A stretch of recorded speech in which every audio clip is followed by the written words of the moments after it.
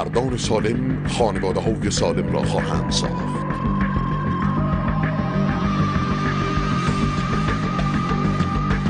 به سلامتی خود اهمیت دهید.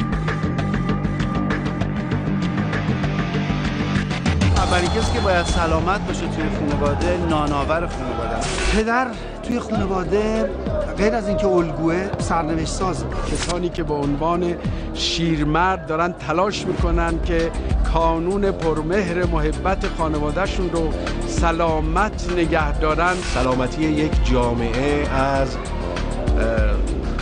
یک جامعه کوچکتر به اسم خانواده شروع میشه و توی این خانواده باز سنتی که بخوایم در نظر بگیریم پدر نقش اساسی رو داره. همونطوری که سلامتی مصریه، ناسلامتی هم مصریه. خدای نکرده اگر پدر خانواده دچار مشکلات روحی روانی باشه، قطعاً این مشکلات رو سرایت میده به خانواده.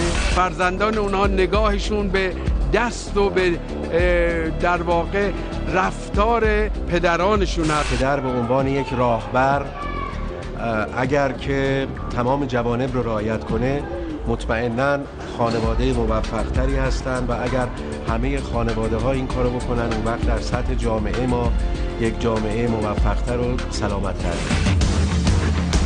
هفته اول اسفند ماه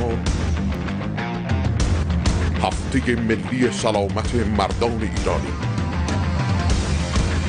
به سلامتی خود اهمیت دهید. شبکه سلامت، شبکه نشاط و